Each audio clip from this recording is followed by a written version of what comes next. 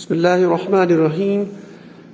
So today this is our third class regarding the introduction to the basic equipments, glasswares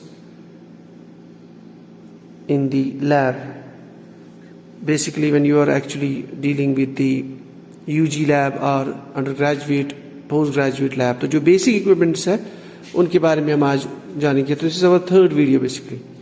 So okay, let's start. We can see here this is a setup. It's called as a distillation plant. आप देख लीजिए इसे. So I can get it closer and far away also. This is your distillation plant. अब उसे हम करते क्या है, सिंपली जो वाटर आपके पास होते हैं इसमें बहुत सारे इम्प्योरिटीज होते हैं, सेडिमेंट्स होते हैं, तो उनको निकालने के लिए हम यूज करते हैं डिस्टिलेशन प्लांट. ठीक है, तो उसके बाद जो हमारा वाटर जो मिलता है जो हम एक्चुअली यहाँ से पिकअप कर लेते हैं यहाँ से. सो थ्रू दिस फाइनली यहाँ से इसमें वाटर होता है दैट गेट्स evaporated. देन यहाँ पे आपकी जो कॉइल है it gets condensed here and then finally we get that water with help of through this tubing will collect that water.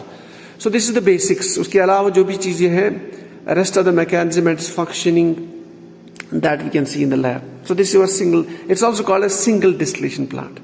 ठीक है, क्योंकि इसमें एक ही बार आपका वाटर बॉयल होके फिर कंडेंस हो जाता है. सेटअप एक ही है आपके पास, कंडेंसर एक है. ठीक है, अच्छा इसके कंपेयर में we have another setup. It's called as a double distillation plant. So you can see from here this one.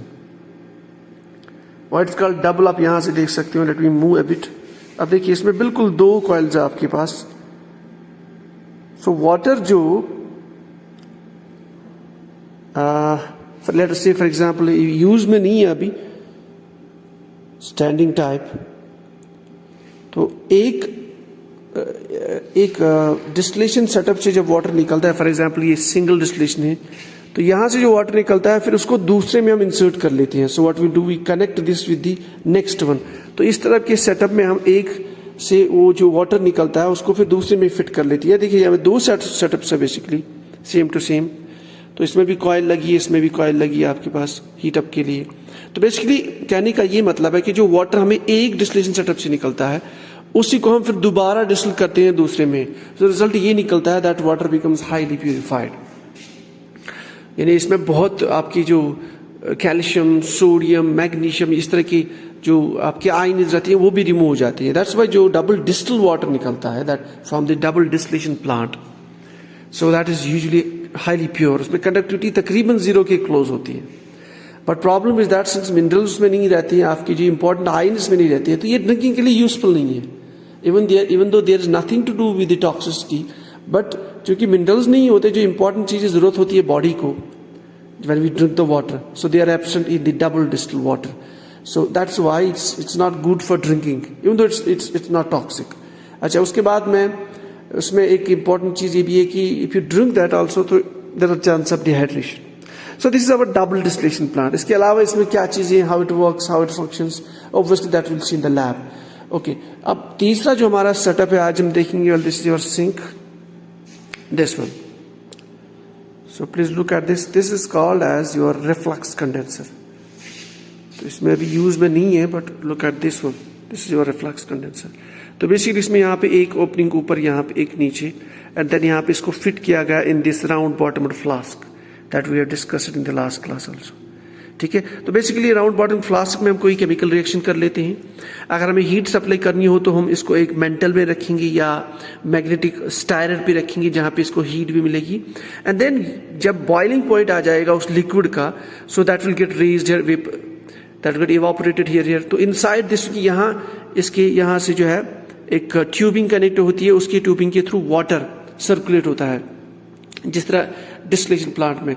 तो उससे क्या होता है, जो वेपर्स बनते हैं दे गेट कंडेंस्ड बैक. ठीक है, so what it does, it's used in the chemical reactions usually. So this is very important, this setup called as reflux condenser. इसमें कॉइल्ड, ये जो अंदर आप ट्यूबिंग देख रहे हो इसमें कॉइल ट्यूबिंग भी होता है, coil based reflux condenser. So there are many types, but this type of setup is your reflux condenser. It's mainly used in the chemical reactions. इसके अलावा डिस्टिलेशन सेटअप में भी लगा होता है ये वाला सेटअप, लेकिन डिफरेंट टाइप का. Then we have another glassware or equipment, that is you can see here a long tube. ये देख लीजिए. ठीक है, तो दिस इज योर ब्यूरेट. ये वाला, वो बहुत कॉमन वाला है, वेरी सिंपल, इवन आपको 12th क्लास की लैबों में मिलता है, एनालिटिकल लैब्स में मिलता है this one. So basically it's used for carrying the analytical titrations, for example volumetric titrations, ठीक है. यानी एक अननोन को निकालना with the help of known, किसी अननोन की concentration को डिटरमाइन करना, ठीक है. तो ये कैसे करते हैं, that we'll see in the experiment, we'll do the experiment. So this is your, इसमें कि जो आप देख सकती हो it is graduated. तो जो यहाँ से हम इस नॉब को ओपन कर लेते हैं नीचे से, so that liquid will come down, and with the help of this graduated scale we can check कि कितना वॉल्यूम जो है इससे निकल चुका है. Then accordingly we can use those dilution formulas to calculate the concentration of your unknown sample. And this is, we have already discussed this many times in the previous classes. This is your flask, conical flask. So ये दो चीजें use होती है usually in the volumetric experiments, volumetric titrations, ठीक है. Okay, then we have another glassware here, look at this one. So basically ये जो है it's called as spraying, you know, the chromatographic sprayer, और समटाइम्स को spray gun भी बोलते हैं. इसमें होता क्या है बेसिकली, क्रोमेटोग्राफी एक्सपेरिमेंट्स में चाहे आपका थिन लेयर क्रोमेटोग्राफी हो या पेपर क्रोमेटोग्राफी, उसमें जब हमें डिटेक्ट करनी हो, एनालाइट्स को डिटेक्ट करना हो, आयंस को डिटेक्ट करना हो, कंपाउंड्स को डिटेक्ट करना हो, so we need some colouring reagent. तो वो कलरिंग रिएजेंट इसमें हम फिल कर लेते हैं दैट रिएजेंट, ठीक है. देन ये जो इसका ट्यूबिंग के थ्रू कनेक्ट है ये वाला, no this one, so we press this. So once we press this, what happens that this, जो इसमें जो रिएजेंट है that gets, you know, raised by the capillary action, and then यहाँ पे इसकी एक नोजल रहती है. फॉर एग्जाम्पल हमें अगर कोई पेपर स्प्रे करना हो तो वो पेपर हम आगे रखेंगे. So once you press this one, so वो जो पेपर है उस पर आपकी स्प्रे आ जाएगी, and then you will see the colour. So this is your typical spraying chromatographic sprayer, ठीक है. Okay, now let's come to another interesting equipment, glass. It's very very important. ये देखिए,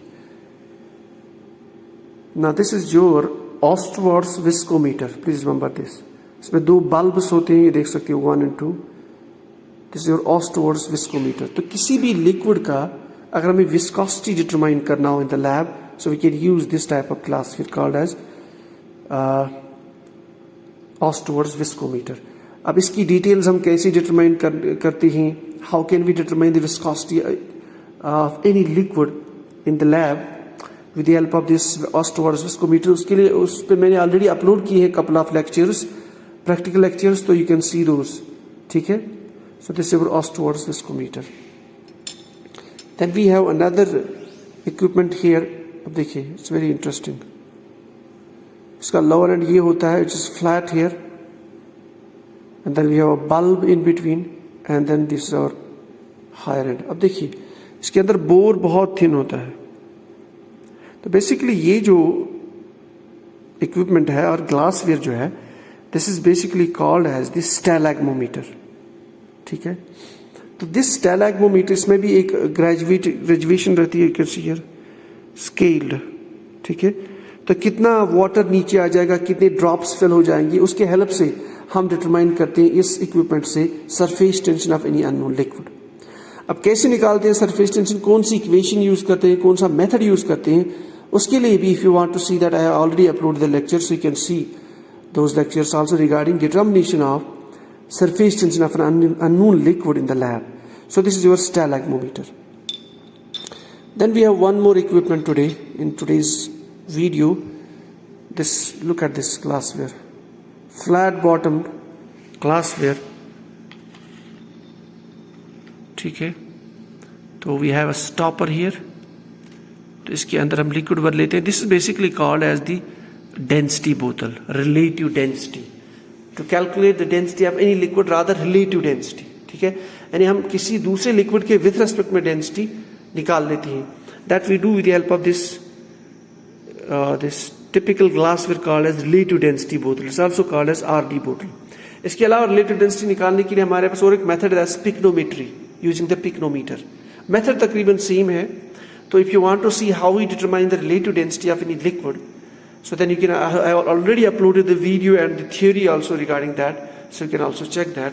Determination of a relative density of an unknown liquid with the help of a relative density bottle.